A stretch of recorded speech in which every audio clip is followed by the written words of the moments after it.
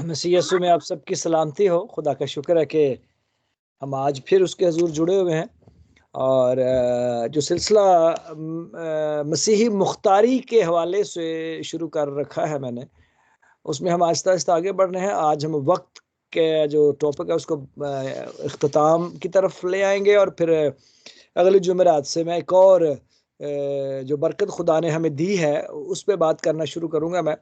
हमने वक्त के बारे में सीख लिया है काफ़ी और आज उसको मैं वाइंड अप करूंगा ताकि आगे हम बढ़ सकें। ठीक है।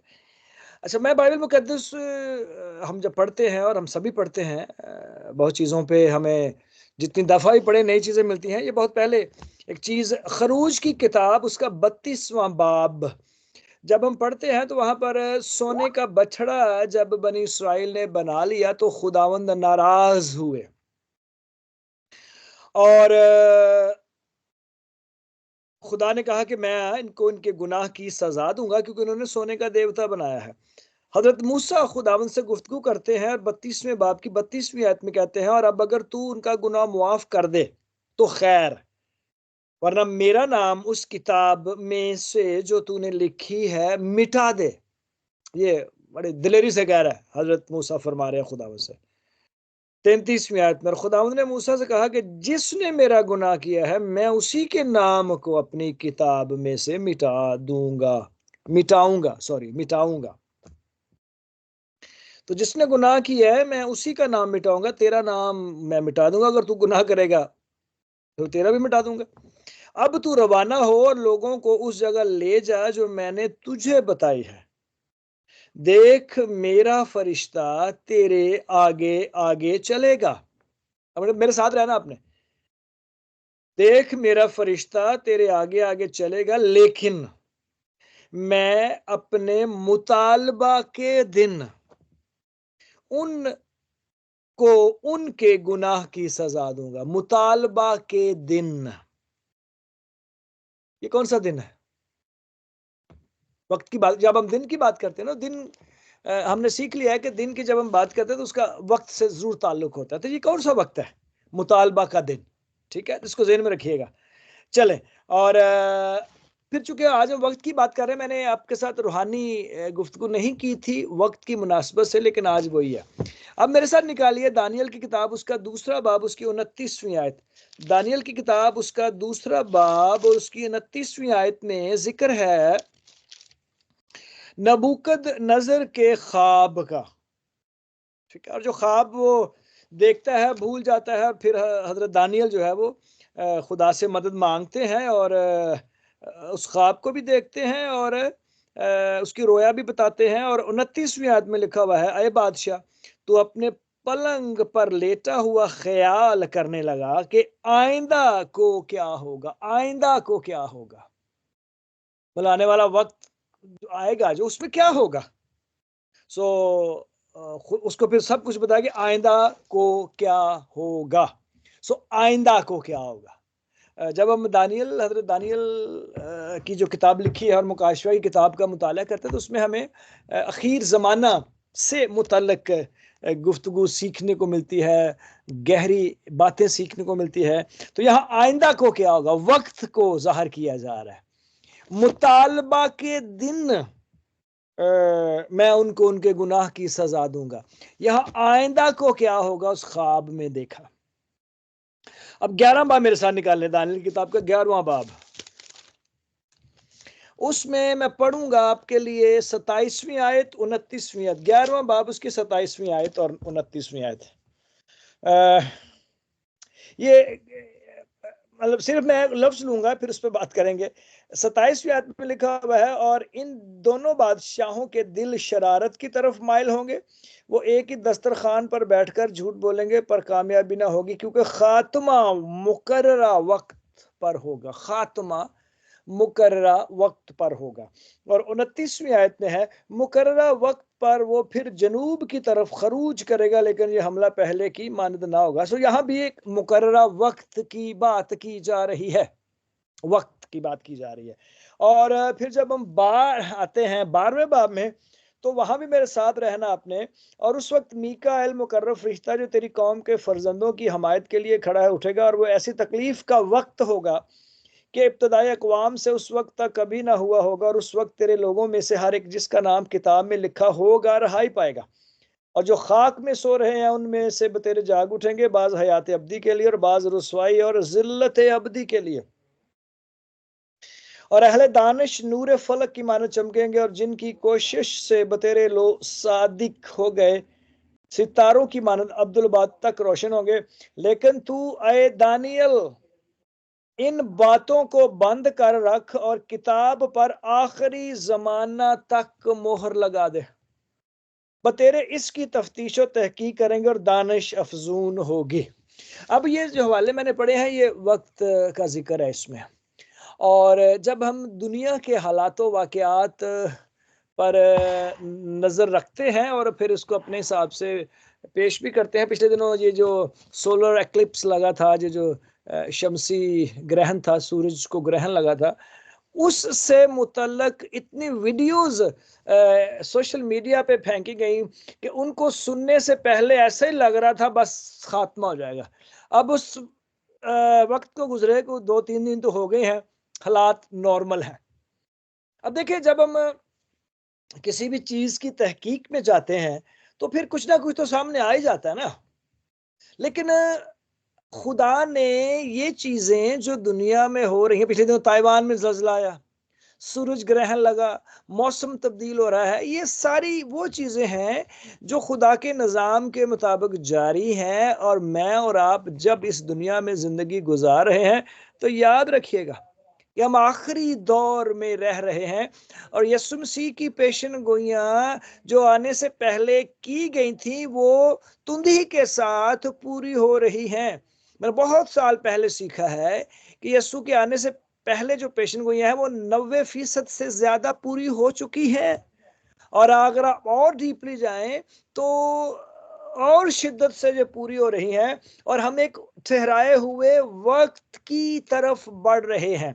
लेकिन मेरा ये मानना है और हम सबका ये मानना है बाइबल मुकद्दस के तालिब इल्म होते हुए कि इस वक्त हम अखीर वक्त में रह रहे हैं। और आज का ये दिन जहां जहां सूरज गरूब हो चुका है, खुदा उनका शुक्र करें कि एक और दिन यीशु की आमद में कम हो गया है। हमारा शाम के जब सूरज डूबोगा तो हमारा दिन भी एक कम हो जाएगा। सो हम, मैं और आप इस जिंदगी को इस जमीन पर गुजारते हुए यीशु की आमद के करीब करीब तर होते जा रहे हैं। और ये यीशु मसीह के ठहराए हुए वक्त पर होगा, कब होगा ये हमें नहीं पता। लेकिन कोई भी वाकया होने से पहले हालात इस तरह से पैदा कर दिए जाते हैं खुदा की तरफ से, या माहौल ऐसा बना दिया जाता है कि पता चलता है कुछ देर के बाद कुछ होने वाला है।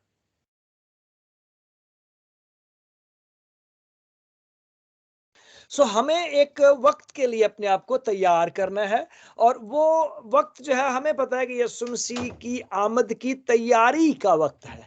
और मैं और आप इस दुनिया में रह रहे हैं। रूहानी पहलू ये है वक्त का कि ये वक्त जो खुदा ने हमें 24 घंटे का दिया है, कब शुरू होता है कब खत्म होता है हम जानते हैं। लेकिन जब मैं और आप यीशु मसीह के पैरोकार हैं, खुदावंद के बेटे और बेटियां होते हुए उसमें मजबूती से आगे बढ़ते जा रहे हैं, तो इस वक्त को मैं और आप रूहानी तौर पर किस तरह से इस्तेमाल कर रहे हैं, कभी इस पे गौर किया हमने? और ये पिछली दफा जब मैंने अपना सिलसिला शुरू किया था तो कुछ भाइयों ने कहा जी वक्त को, तो मैंने कहा यार मेहरबानी करें मुझे अपना सिलसिला मुकम्मल करने दे, अगर कोई बात रह जाएगी तो फिर आप मुझे बताना कि ये आप ऐसा आपने मेंशन नहीं किया, मेरे जहन में ये बात चल रही है। तो आज जब मैं मुकम्मल कर लूंगा तो इसको देखना। अब एक और चीज भी जो मैंने लिखी है यहाँ पर, बाज़ दफ़ा हम दुआएं करते हैं कि मैं इब्लीस को यस्सु के नाम से बांध देता हूं। क्या वाकया आप बांध सकते हैं इब्लीस को? उसको बांधने का भी एक वक्त है। उसको बांधने का भी एक वक्त है। आप ये दुआ किया करें, खुदावंद मैं अपने लिए और कलीसिया के लिए, अपने खानदान के लिए दुआ करता हूं कि हमें इब्लीस की चालों का मुकाबला करने की कुव्वत ईमानी अता फरमाए रख। ये दुआ किया करें।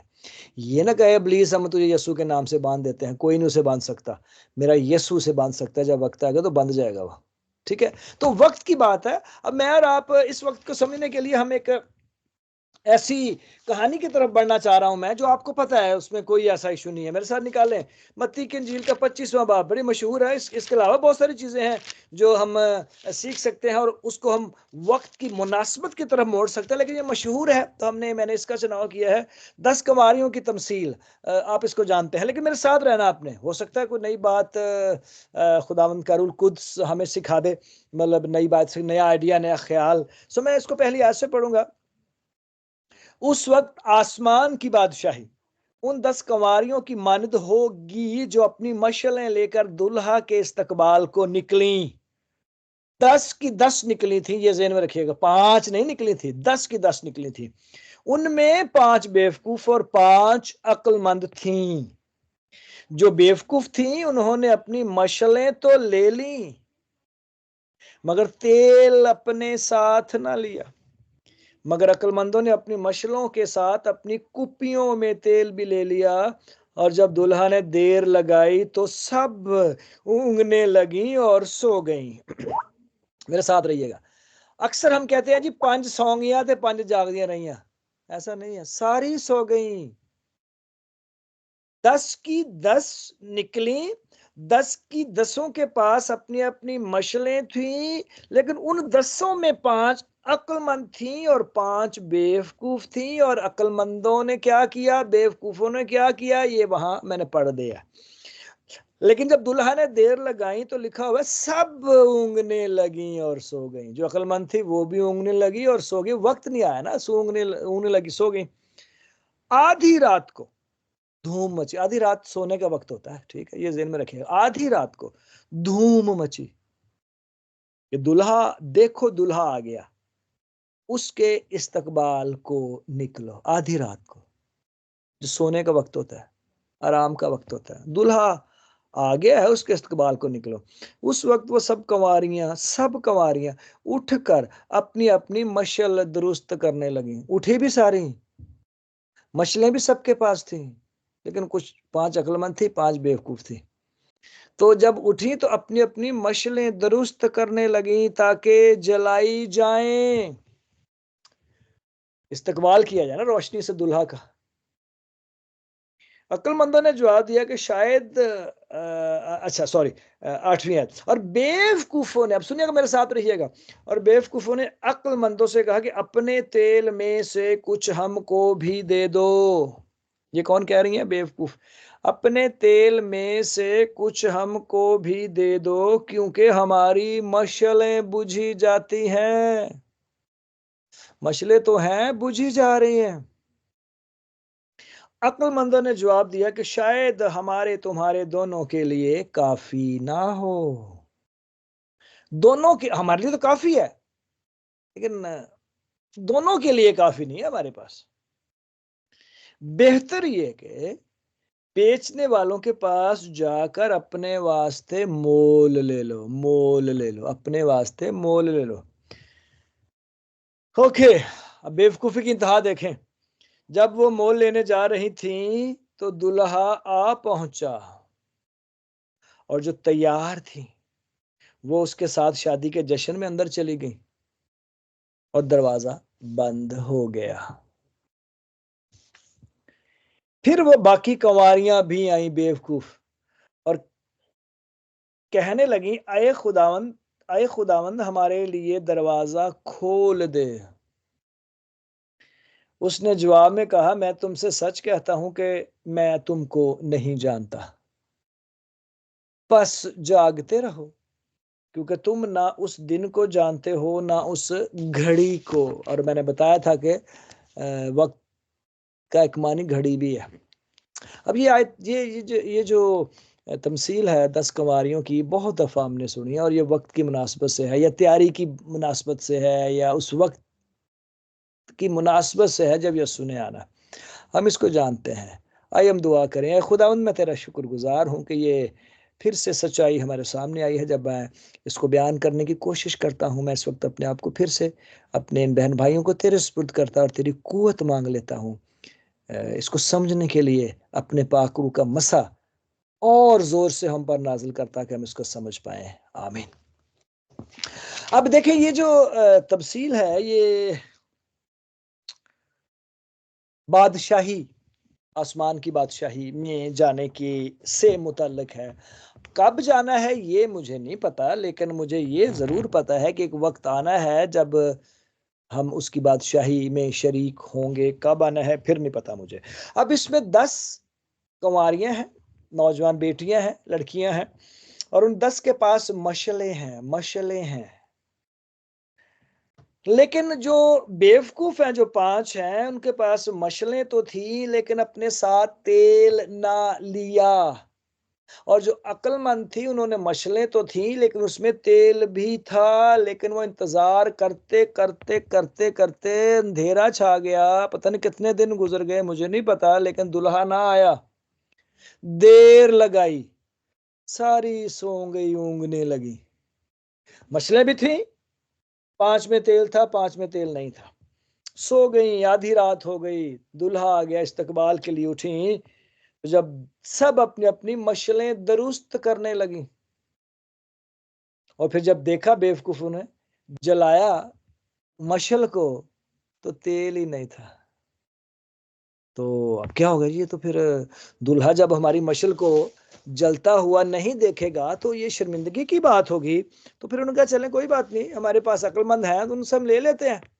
तो उन्होंने कहा नहीं, बात तो ठीक है, लेकिन ये तुम्हारे लिए काफ़ी नहीं है, मेरे लिए काफ़ी है। अगर मैं आपको दे दूंगी तो फिर मेरा दिया भी, मेरी मशल भी बुझ जाएगी, लिहाजा मुश्किल है मेरे लिए। जाओ मोल ले लो। तो मोल लेने चली गई।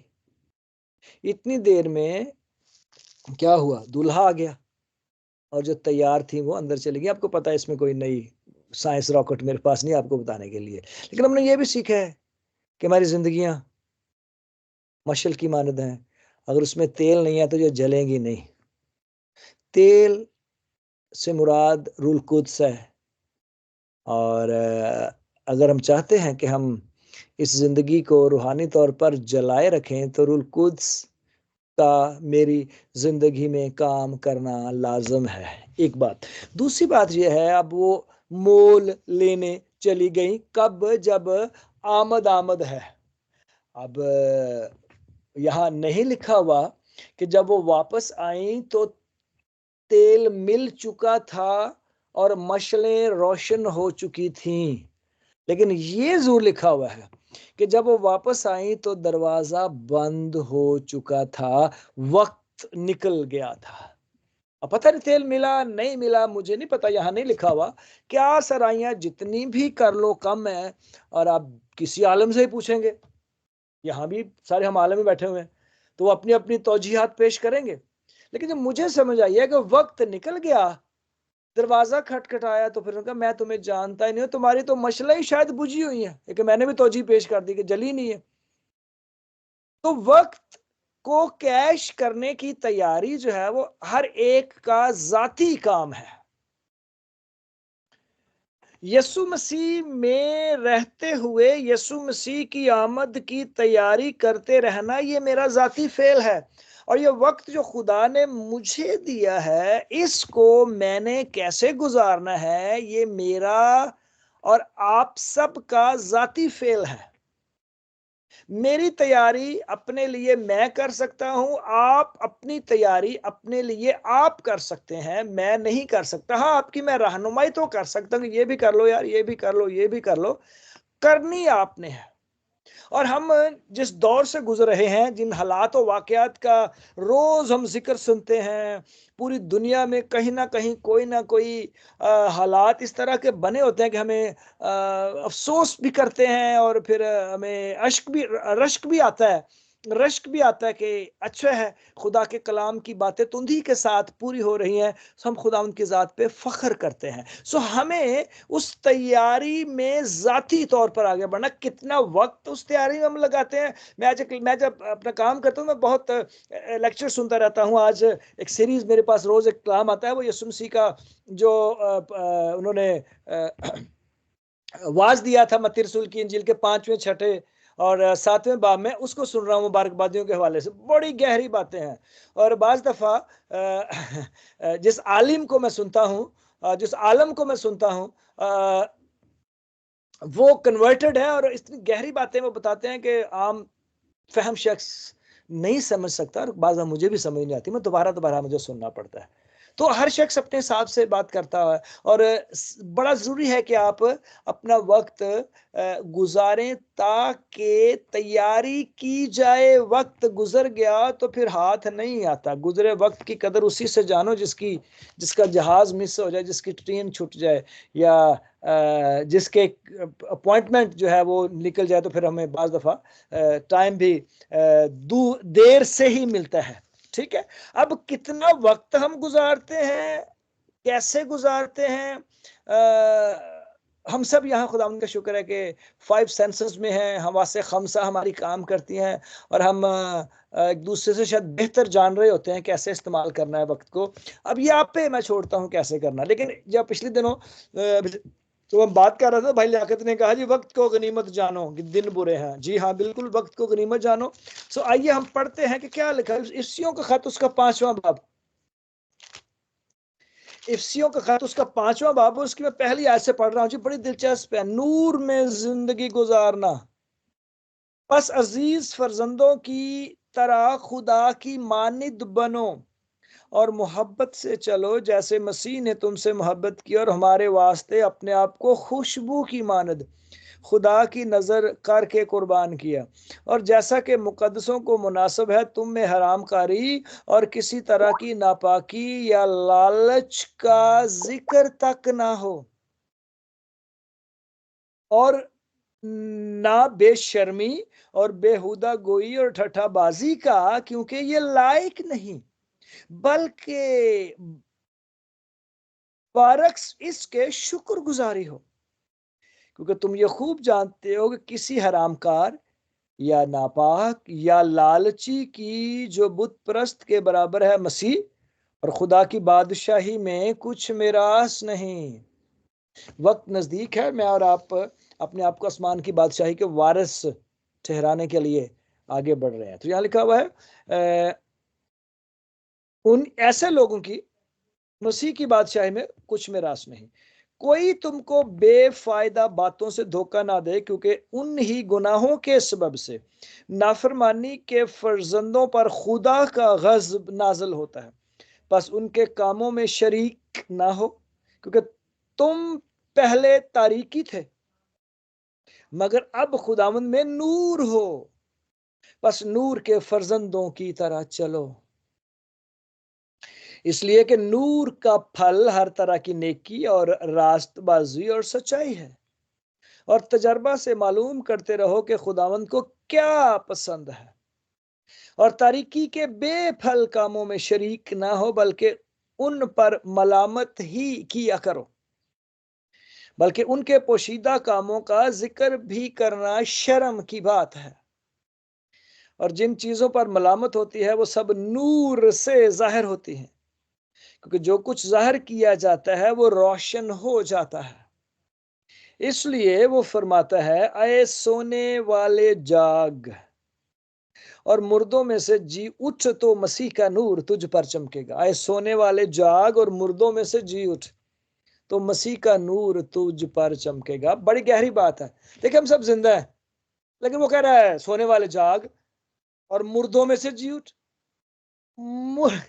देखिए बात यह है कि मुर्दों में जी उठने से मुराद यह है कि जिंदगी मैं और आप तो गुजार रहे हैं, अगर नूर में नहीं गुजार रहे हैं तो हम जिंदा ही मुर्दा हैं। हमें उस मुर्दगी से निकलना है जो दुनियादारी की है, जो हमें अपनी मशलों में तेल डालने से रोकती है। हमने उस मुर्दगी से उठना है। उठेंगे तो फिर मसीह का नूर हम पर चमकेगा। बस गौर से देखो कि किस तरह चलते हो, नादानों की तरह नहीं बल्कि दानाओं की मानिद चलो। बड़ी गहरी बात है। हमारा चलना जो है ना वो बहुत मैटर करता है, आपको पता है। अगर ठीक रास्ते पर न चला जाए तो चले जाते हैं, चले जाते हैं, चले जाते हैं। और बाइबल मुकद्दस फरमाती है कि ऐसी राह पर इंसान बाज़ दफ़ा चलता है कि उसके इख्तिताम पर मौत होती है। सो कैसे चलते हैं, किन राहों पर चलते हैं? आसमान की बादशाही की तरफ ले जाने वाले रास्तों पर या उसकी मुखालफत की तरफ जाने वाले रास्ते पर जा रहे हैं? अगर हम ऐसे रास्ते पे चल रहे हैं जो हमें खुदा से दूर ले जा रहा है तो कोई बात नहीं। मटानोया, मटानोया, तौबा करो, वापस आ जाओ। बस गौर से देखो कि किस तरह चलते हो, नादानों की तरह नहीं बल्कि दानाओं की मानिद चलो। और वक्त को गनीमत जानो, गनीमत जानो, कदर करो, फिर नहीं मिलना। नंग गया वक्त कोई नहीं जे मिलना। वक्त को गनीमत जानो क्योंकि दिन बुरे हैं। ये बहुत पहले लिखा गया, तब भी कहा गया दिन बुरे हैं। आज मैं पढ़ रहा हूं, फिर से लिखा हुआ कि दिन बुरे हैं। तब भी बुरे थे, आज भी बुरे हैं। कब से बुरे हैं? जब से खुदा ने उस फरिश्ते और उसके साथियों को आसमान से जमीन पर गिरा दिया है, दिन बुरे ही हैं। आज भी बुरे हैं और उसमें शिद्दत आती जा रही है। आज तो ऐसी ऐसी बुरे हैं कि आपको समझ नहीं आ रही होती कि इसमें अच्छा क्या और बुरा क्या है, समझ नहीं आती। लेकिन बाइबल मुकद्दस में लिखा हुआ है कि रूहानी आदमी दुनियावी बातों को परख लेता है। हमें हमें ये भी खुदा से कुव्वत मांगनी चाहिए, खुदावंद हमें ये भी तौफीक दे कि हम अच्छाई और बुराई में तमीज करना सीख जाएं। और ये खुदा का रूह कुद्स ही हमें सिखाएगा।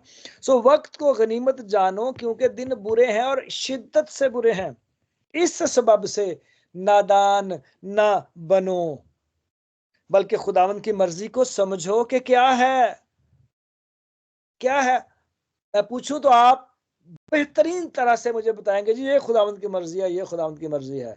दोहराएं, पूरी भी कर रहे हैं या सिर्फ बता ही रहे हैं कि ये मर्जी है, ये मर्जी है, ये मर्जी है? पूरी करनी है, बताना नहीं है दूसरों को कि जी ये भी है, ये भी है। खुद से पूरी करें।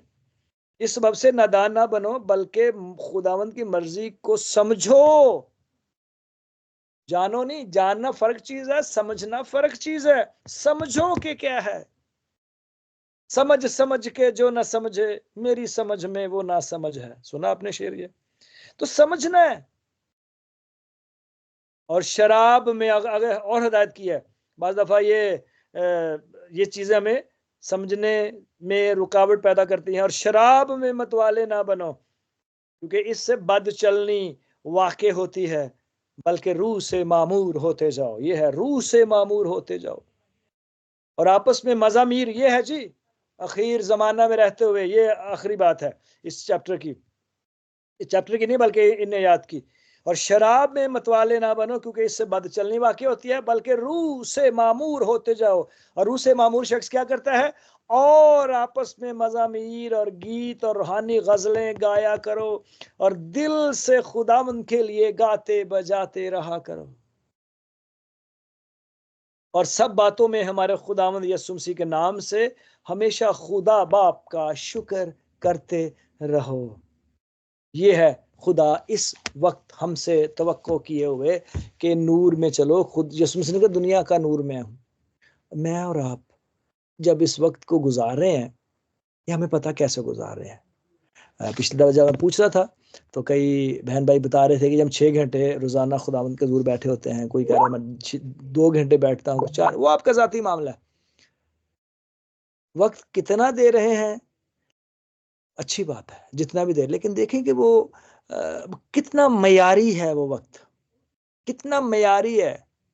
आपको बताऊं मैं कि जब हम खुदावंद को वक्त देने का ठान लेते हैं ना, उसी वक्त अबलीस भी मुख्तलिफ चालों के जरिए हमारे जहन को मुंतशिर करता है और करता है।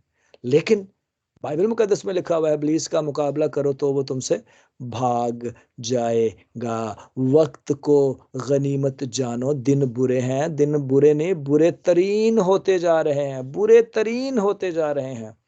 कदम कदम पे इब्लीस ने अपने पिंजरे लगाए हुए हैं कि किसको कैद कर ले। लेकिन खुदा का शुक्र है कि मेरे यीशु ने तमाम बंधनों को तोड़कर इब्लीस को शिकस्त दे दी है। ये वक्त जो खुदा ने दिया है, देने वाला रब है, ये मुझे और आपको दिया है। कैसे गुजारना है, मैंने अपनी छोटी सी काविश की है कि हम अपने वक्त को खुदावंद की मर्जी के मुताबिक गुजारें, वफादारी से गुजारें, खुद से तो गुजारें, बच्चों को भी लाएं, जिंदगी के साथी को भी कहें, खानदान में वर्शिप किया करें, उनको सिखाएं कि कैसे हमने वक्त खुदावंद के ज़रिए में गुजारना है। तो जब तक हम खुद से वफादार हैं, दैट्स फाइन। लेकिन अगर मेरा खानदान मेरे इस वक्त से फैज़ याब नहीं हो रहा, मतलब मैं उनको अपने साथ इस वक्त में जो खुदावंद की ज़रिए में गुजारता हूँ शामिल नहीं कर रहा, तो फिर ये बुराई है, दिन बुरे ही है। फिर कभी यीशु ने आना है मुझे नहीं पता, आपको भी नहीं पता, लेकिन हमें तैयारी में ज़रूर रहना है। फिर वो आ जाएगा और बाइबल में लिखा हुआ है कि सो गई थी, सो नहीं जाना, जागते रहो, जागो और दुआ करो ताकि आजमाइश में ना पड़ो। रूह तो मुस्तैद है मगर जिस्म कमज़ोर है। लेकिन हमारी रूह में मजबूती जब होगी ना, होली स्पिरिट जब हम अपनी ज़िंदगी में से काम करने देंगे ना, तो फिर खुदा हमें कुव्वत देगा और हम इस वक्त की कदर करेंगे। सो वक्त मेरा और आपका नहीं है, खुदा का है। अगली दफ़ा मैं शुरू करूँगा जी चौथा हिस्सा कि औलाद जैसी नेमत खुदा ने मुझे और आपको दी है, कैसे हम उनकी रहनुमाई कर रहे हैं, क्या ज़िम्मेदारी है मेरी और आपकी। जो तोड़ा जो खुदा ने हमें दिया ना परवरिश का, बासियत वालिदैन, कैसे हम इसको इम्प्लीमेंट कर रहे हैं, बासियत वालिदैन। सो उसको मैं शुरू कर रहा हूँ जी, तो उसमें हम आगे बढ़ेंगे। सो इसके बाद फिर आखिरी होगा, फिर उसको मुकम्मल करेंगे। वैसे तो बहुत सारे तोड़े हैं, मसीही मुख्तारी बड़ी तरह से है हमारे पास, लेकिन मैं फिर दो टॉपिक्स के बाद फिर इसको हम इख्तिताम में लाएंगे इस मसीही मुख्तारी को, और फिर आगे बढ़ेंगे। सो आइए वक्त को गनीमत जाने, क्योंकि दिन क्या है, बुरे हैं। खुदा अपने कलाम से हमें रोज़ सिखाता है, आइए सीखते रहें और उसमें वफादारी से आगे बढ़ते रहें। खुदावंद हम सबको, हमारे ख़ानदानों को, इस आईडी को, पादरी साहब को, जहाँ जहाँ हम रहते हैं उस मुल्क की सलामती को बहाल रखे। आमीन।